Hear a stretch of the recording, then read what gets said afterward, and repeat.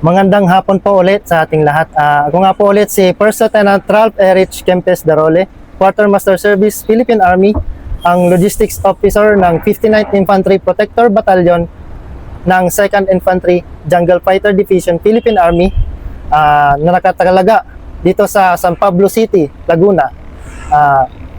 Bilang parte ng aming pagtatagumpay sa aming pandidigma sa aming dating area sa Batangas at Quezon, kami ay naitalaga dito sa bagong area namin. From Red Area Operations, nag-transition na kami to White Area Operations. Paano namin na pagtagumpayan ang Red Area Operations? Isa rin sa aming layunin ang pagkandak ng tinatawag na Critical Infrastructure and Investment Protection Security Operations o ang ating CIPSU. Ang CIPSU ay isa sa AAP line of effort na may primary purpose na mag-secure, mag-protect ng government o private infrastructure, vital installations, flagship projects, at investments sa area. Isa sa mga parte ng pagkakandak nito ay ang continuous natin ng recruitment ng Ka-1 at Ka-2 as force multipliers at ang pagpapatibay ng ating mga security bases o area, at pangatlo ay ang pag-augment natin ng additional forces from other stakeholders para mapatibay ang pagpapanatili ng ating katahimikan at kapayapaan sa pinoprotektahang proyekto. Makikita natin dito sa ating likod, ito po, kasama na rin po ito sa aming binantayan o kasalukuyang binabantayan na vital installation at infrastructure. Ito po ang tinatawag na Toll Road 4 na extension ng SLEX ng Southern Luzon Expressway na may layong 66.74 kilometers from Santo Tomas, Batangas hanggang sa Lucena City, Quezon. Isa ito sa pinaka-importanting infrastructure ng gobyerno na under sa pamamahala ng San Miguel Corporation, na ito ay importante para sa mga lalong-lalo na sa mga galing sa Bicol at sa southern part ng Luzon. Makikita natin dito ngayon, ito ay sa kabila natin ang San Pablo, at dito naman sa ating kabila ay ang Chaong. Ito ay nagdudugtong ng connecting routes from San Pablo to Chaong. Itong TR4 project ng SMC ng ating gobyerno ay malaking tulong para sa ating mamamayan, lalong-lalo na sa mga commuters. Mapapabilis ang kanilang pagpunta sa ating sa NCR ng kanilang mga transactions, at isa rin ito sa makakatulong sa atin sa mga gobyerno, lalong-lalo sa amin sa Army, magiging fast route kumbaga siya. Kasi dito sa highly urbanized city dito sa Southern Luzon, sa pagkakalam natin, sir, maraming traffic. Kaya ginawa ito, sir, kasi yung expressway ng Southern Luzon ay hanggang Batangas laang, sir. Ginawa ito para hanggang Lucena, para magka-benefit din ang ating mga kababayang taga Bicol. So Lucena to to Santo layo, Tomas, 66 kilometers talaga. Yes, sir. And then ngayon kasi napaka-traffic kung mabaybayin mo na wala ito. Yes, sir. Ayun, hello. Yan, mga bata. Nag-aabang na magbukas din ito. Sa parte ng aming pledge o tinatawag na Peace, Law Enforcement and Development Support,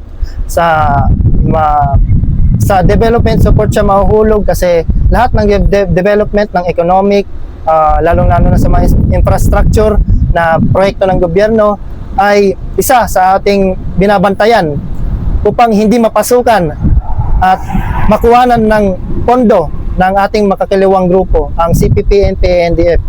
Dito sa lugar na to, sa San Pablo City, ang malakas na pinagkukunan nila ng pondo o sa kumbaga yung logistics at financial aid ng white area papunta sa red area ng kalaban. And ano yung fulfillment mo bilang dating S7 ng 59 and kayo yung na-deploy dito na mag-guardia nito na privately funded ito pero yung kanyang benefits talagang sobra-sobra para sa mga taga Quezon, taga Bicol, taga Batangas, taga Rizal, even yung mga papuntang Mindanao. Gaano kalaking karangalan mo rin na napasama kayo sa pag-secure nito?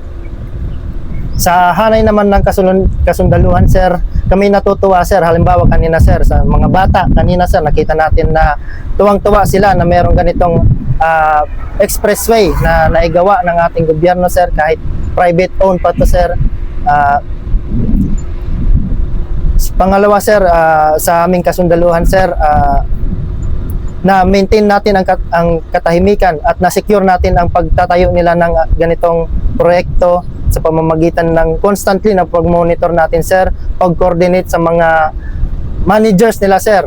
Kasi sa haba nito, sir, ako yung company commander ng cadre company na nagbabantay nito from 2022 hanggang 2025, sir. Sa haba nito, sir, minsan na kailangan maigi at mapagmatsyag talaga ang mga tropa natin sa pag-monitor kung ano na ba ang mga balita from Santo Tomas hanggang Lucena, sir, kasi masyado malaki yung area na binabantayan nating SIPSU. Kasi historically itong area na ito, kung makikita nyo, yan, ipapan ko ngayon. Sige brother, ano ang bundok na yan? Kung makikita natin, natatanaw natin ang Mount Banahaw, which is dyan pinakamalaking gera dito sa against the CPP and PNDF in the year 1980s to 90s, sir. Kung kilala man natin, sir, si Ka Roger, sir. Bagamat hindi ko naabutan, sir, yung that time.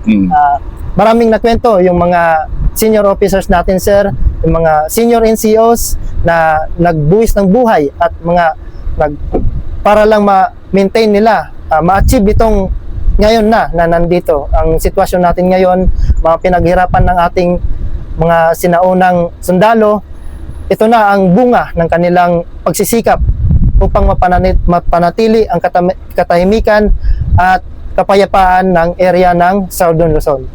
Bakit napakagandang parang pinapackage deal ng Army ito ngayon? Kung ma-declare na ito na stable, internal peace and security status yung isang area, siyempre marami na ngayon yung darating na mga investor. And then, yung isang package deal na ginagawa ng Army ay yung nga, kayo nagsasecure ng mga investments na malalaki, lalo na yung mga critical talaga, di ba? Yes, sir. Sa katunayan, sir, ano